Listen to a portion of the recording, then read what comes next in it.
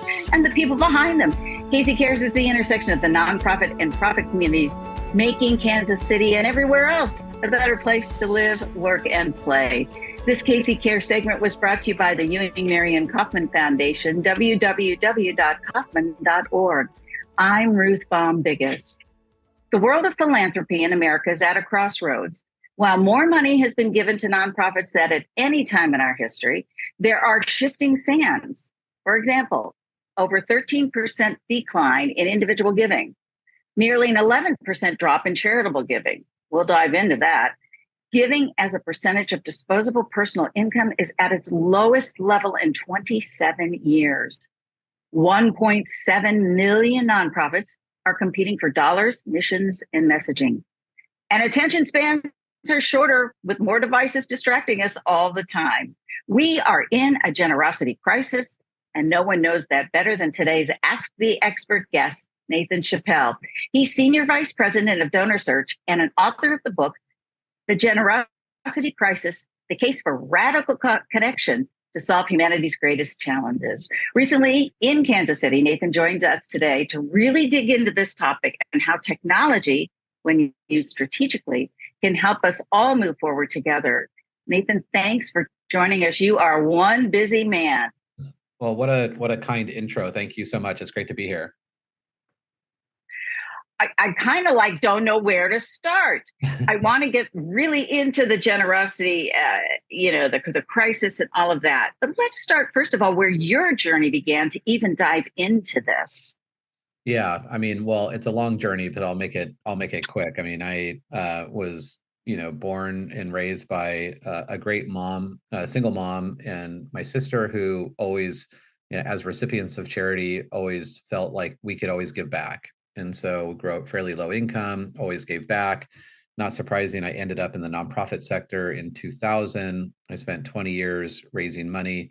During that time, honestly, that, year over year over year, I recognized patterns in which, the organizations I was raising money for, essentially that our goals would always go up.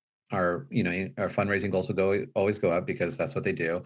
But the number of people that we were raising money from was going down. So we'd actually hit our goals because we would raise more money from less people.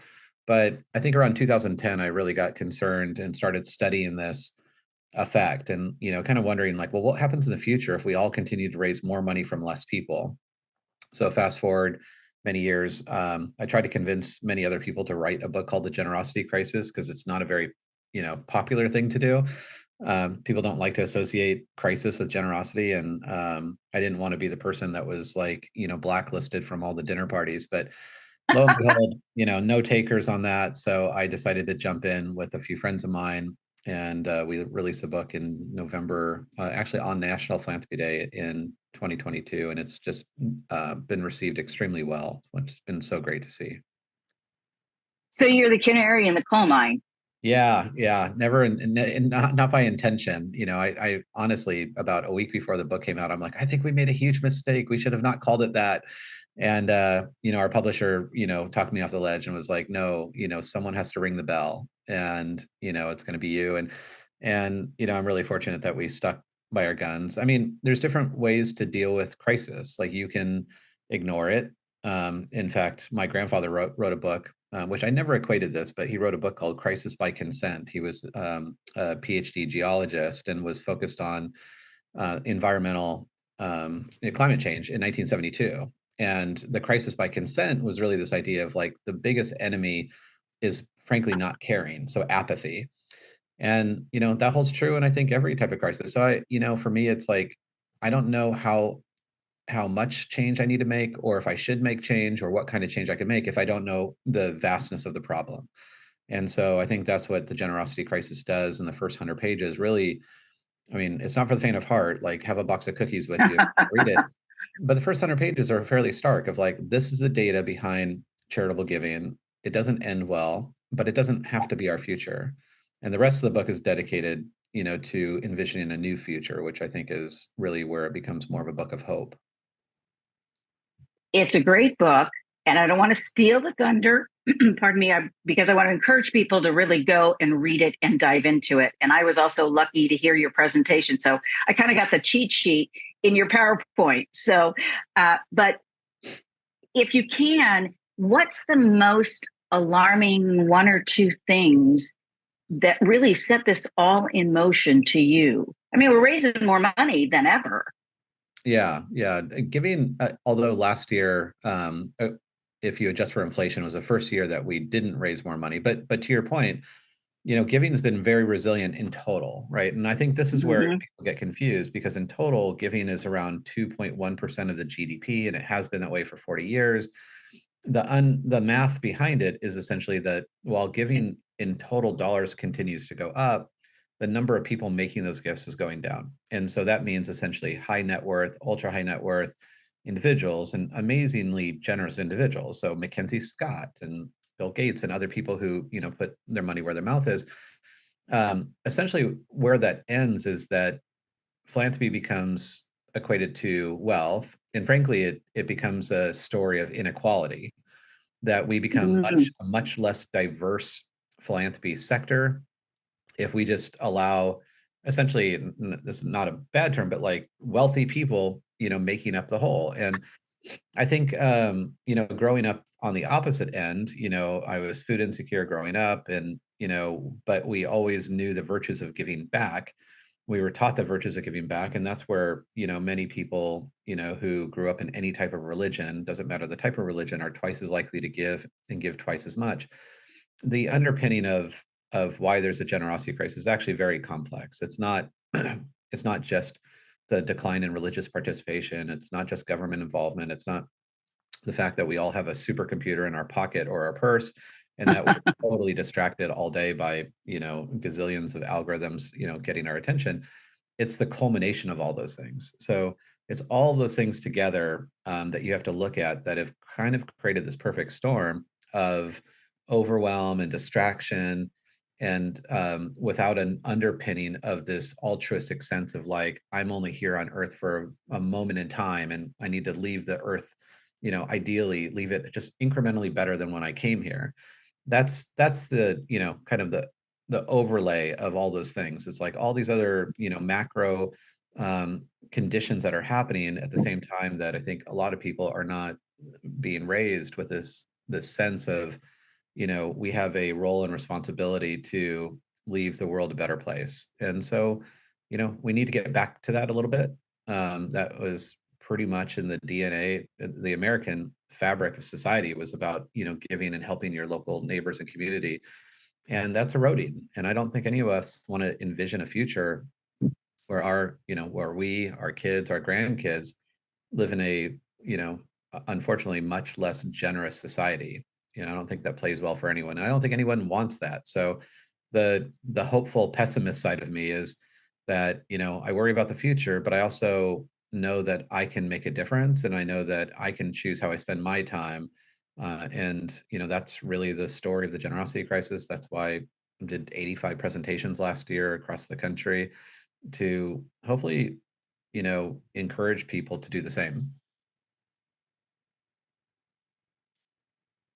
How much of a factor has COVID been and the political, I want to say, consternation for it's not just been since 2016 when a certain individual became president. I mean, I think it's been going for a while. It has built itself up. So how much of that has come into, Yeah. this Well, crisis? yeah, I mean, to be honest, it's really about uncertainty. So, while people are, there's economic realities of, inflation being really high and people feeling like I don't have as much discretionary income because gas is up and whatever. The challenge with that is that, and this is an issue for the entire nonprofit sector, is that the word philanthropy, literally translates to for the love of humankind. It doesn't say the love of wealthy people. It doesn't say that it's money that helps poor people. It's literally, the definition of philanthropy is for the love of mankind. So I think so much, and for so many years, we've equated this idea of philanthropy being a rich person's game or it's something about money. If we really, and if that's true, if that's the kind of overall sentiment that we're feeling, anything that relates to distraction really just is like, okay, I'm not going to do it. So whether it's it's a very political campaign and it's a huge distraction, I'm just like, I can't even focus on things, or it's COVID. Those the uncertainty is the same in the stock market. Uncertainty is like the enemy of the stock market, and the same is true for philanthropy. So I think, part of it is getting back and really recognizing it's not about an amount of money, it's about a state of mind. It's not about how much I'm going to give to organization. It's about my orientation of waking up every morning to feel like I can make a difference in the world. And I think we really have to like wrestle with that and really sit with that. There's a lot of comfort in realizing like it's about an attitude and it's about a way of life than it is, rather than it's a thing you do. But COVID shed a lot of light on the generosity crisis. Obviously healthcare organizations did very, very well. They exceeded their fundraising goals because a lot of people were donating to essential workers, and as they should. I mean, the nurses and doctors and staff members are just heroes, the time of like going in every Right. day, essentially risking their life and all that uncertainty. They did very well. Many organizations, I think, that had not built deep relationships with their donors really suffered.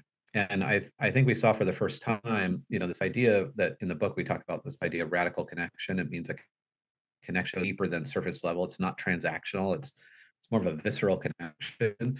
And those organizations that you give to that you really like, that you feel it in your heart, like you smile when you talk about them, Hmm. you brag about them, your friends know that you're aligned with them. And it can be products that you buy, or it could be your alma mater. Like we all have a certain number of these radical connections. And COVID really highlighted that many connections that organizations had been fostering over time were very transactional. That when COVID happened and there was all these distractions going on, that those individuals just bailed.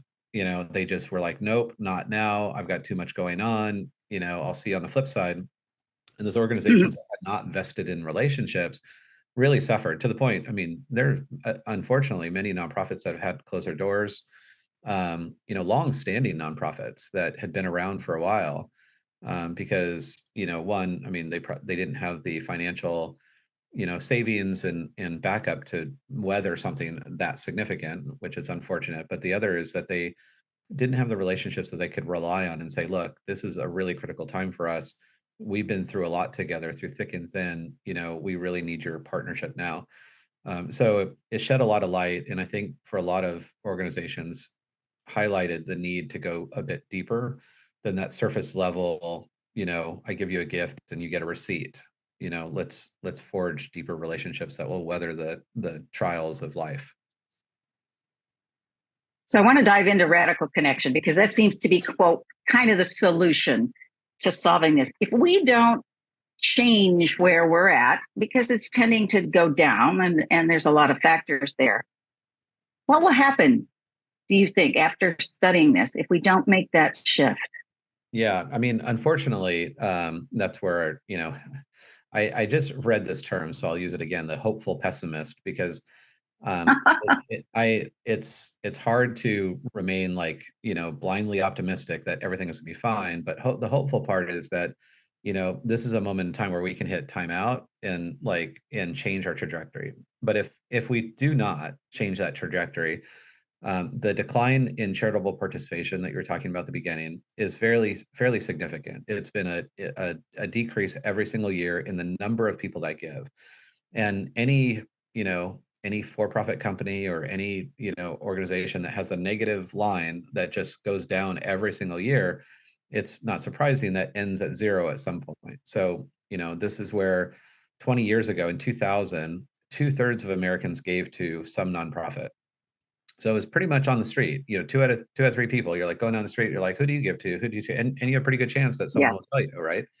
Fast forward, 22 years from when that two-thirds of American in 2022, it became less than half of Americans gave. So that's pretty stark, decline. I mean, so now we can say that givers are now the minority, that there are less people who give than Wow. or that don't give, or there's less people that don't give than give. So 49.6%. We expect that number to go down again. The new Giving USA results will come out in later in the middle of this year, and then we'll see essentially how steep the drop is. Um, but it doesn't, signs aren't pointing upward.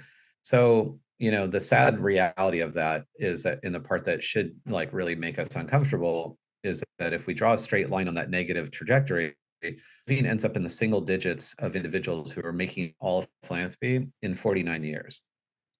And 49 years sounds like a really long time, but 49 years ago is when my grandfather wrote his book on climate crisis that frankly nobody cared about. And now we're all caring about and saying, wait, are Right. we past no return? So let's not get past the point of no return. Let's use this as like, this is the bottom.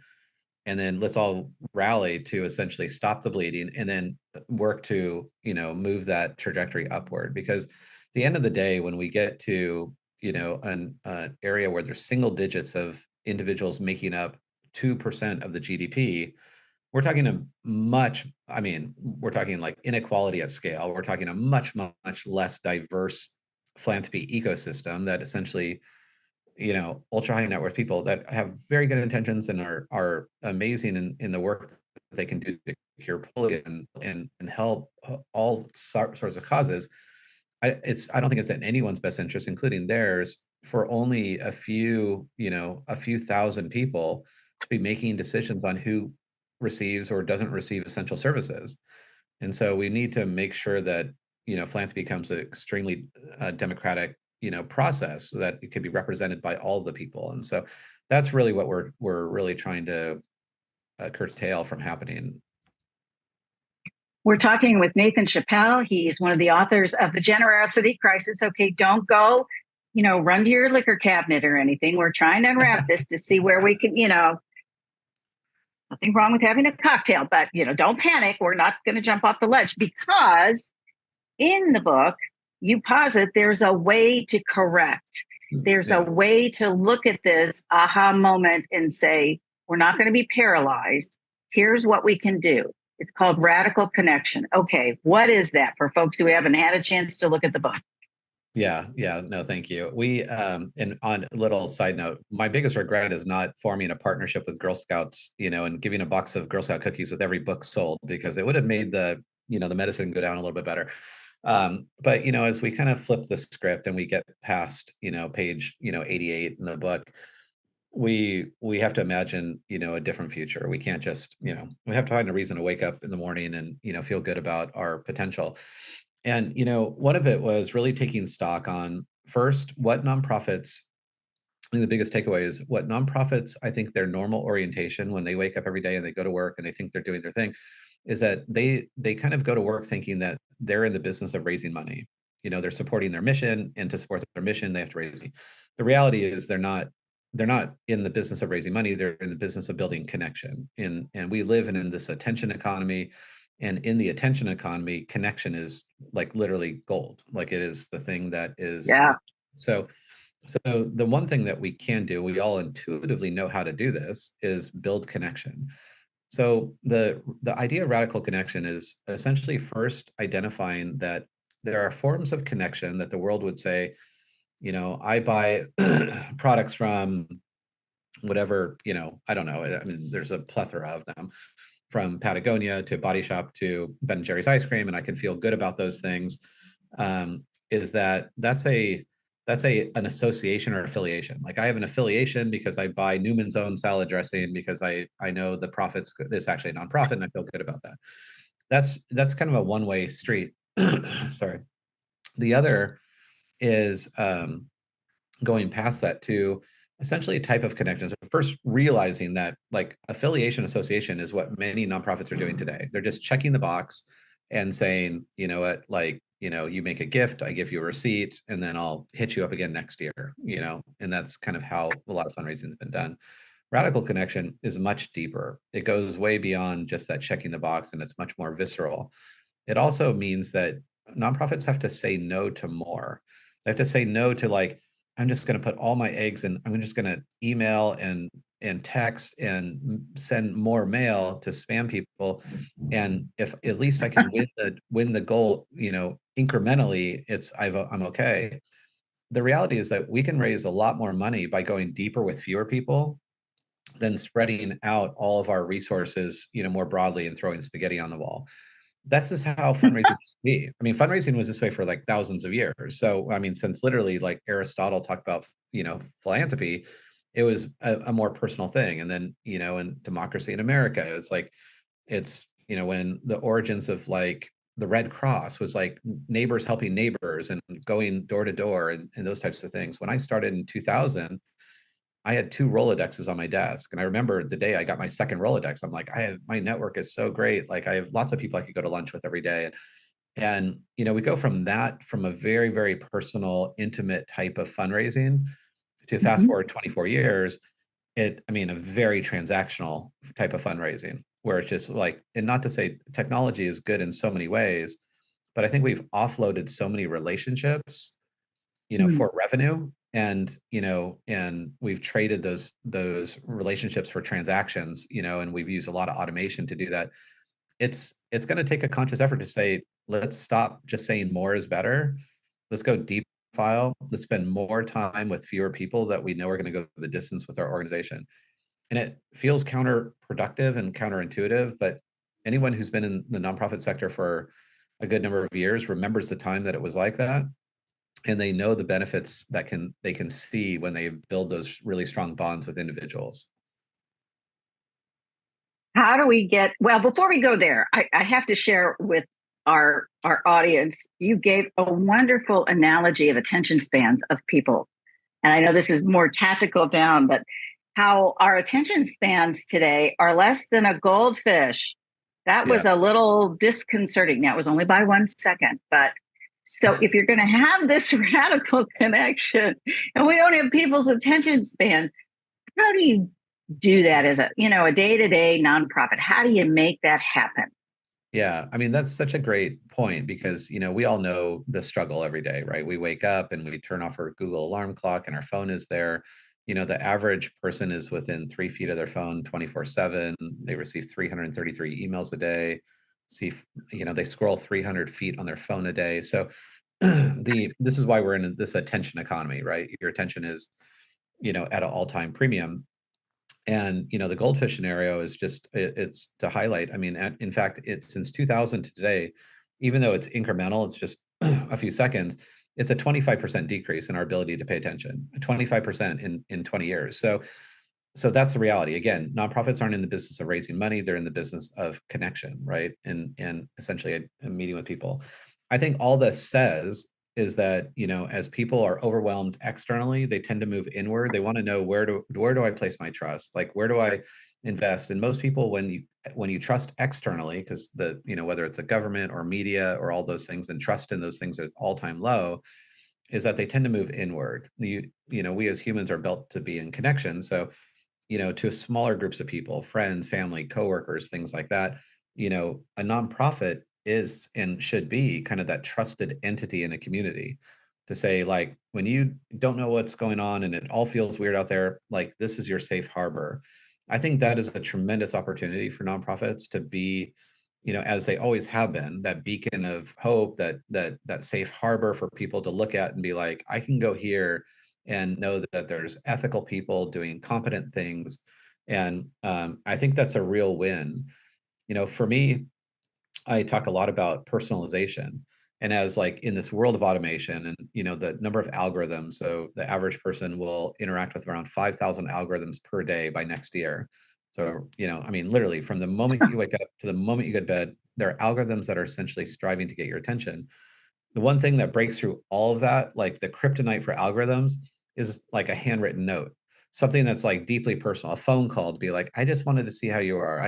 I made it a practice and I travel a lot. I carry stationery and stamps and envelopes everywhere I go. So if there's someone I'm going to be seeing for coffee, they're going to get a note with their coffee. And if I don't see anyone there, I'm going to mail one off because it's a state of mind for me.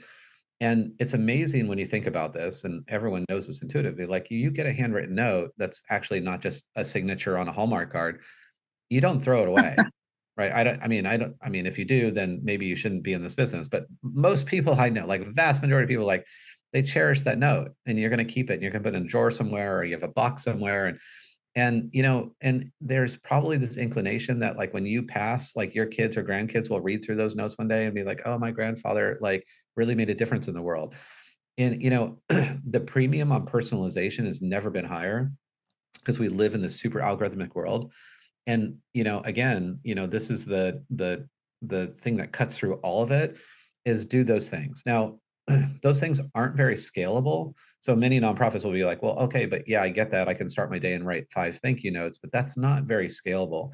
But there are ways to use technology to scale personalization, like true personalization, to reflect the data that you have back to an individual and say, we hear you, we're there with you. And, these are things that you might be interested in. And so while that hopeful pessimist side of me, like while there's all this stuff going on and it can feel overwhelming, like the reality of personalization is something that we know in our heart makes a massive difference. So we already have, intuitively, we have the ingredients for how to cut through all this.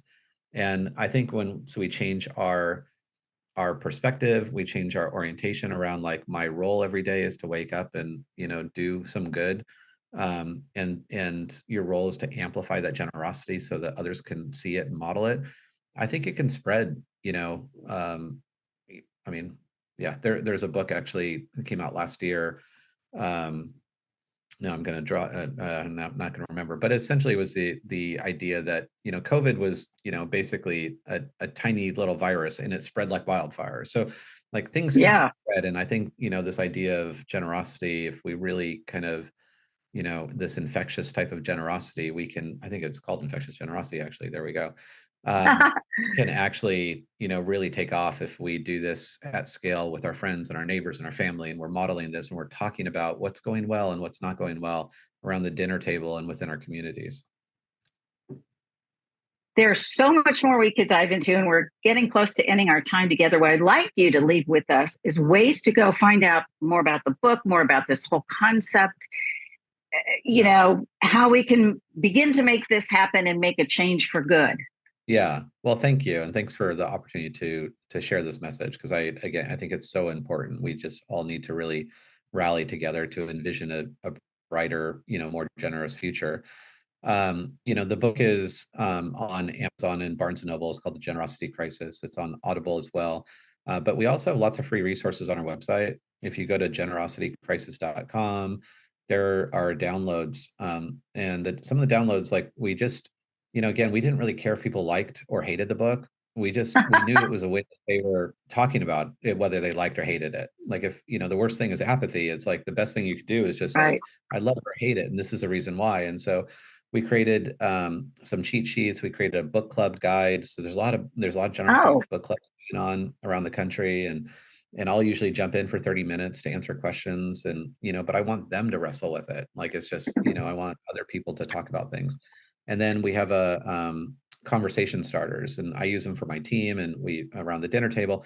Conversation starters, I mean, literally, like, we all need icebreakers for different activities. Use something around generosity. Like, what's a nonprofit that really stands out and made you feel good, because of something they did for you, or whatever it might be. And then I think there's like 50 or 60 different prompts that you can use. And so lots of those free resources. And then on LinkedIn, I'm pretty active on LinkedIn. So, definitely follow me, Nathan Chappell, with a C, Chappell. And I try to post at least once a day and stay up on trends, as Giving USA will be coming out soon. The Fundraising Effectiveness Project I'm involved with. Involved a lot of AI and generosity groups and those types of things. So yeah. We didn't even get into the AI aspect of it. So I would encourage everybody to go to your website. I mean, that's a whole different. I'm not getting anything out of this, but go read the book, see the presentations. It really was eye-opening and awakening, and hopeful that even though we're at this crisis, we can get through this, as we all have gotten through many things. So thank you for your time. It's like you're like a where's Waldo? Where is he today? So we really appreciate the time and giving us kind of a kick in the pants, but move it forward, right? I 100%. I think that's a good summary. Knowledge is power. Now that we know, we can go something about it. So I truly appreciate the opportunity to spend some time with you. Well, thank you. And thank you for joining us for Casey Cares. We're Kansas City's nonprofit voice. We're produced by a nonprofit called Charitable Communications. This Casey Cares segment was brought to you by the Ewing Marion Kaufman Foundation, www.kaufman.org. To be a guest on Casey Cares or underwriting opportunities, go to our website, kccaresonline.org, and spread the love. You'll find us on Facebook and Twitter at Casey Cares Radio and Instagram at Casey Cares Online. Don't forget, catch us Saturday mornings at 8 a.m. on ESPN 1510 a.m. and 94.5 FM. Thanks for joining us on Casey Cares.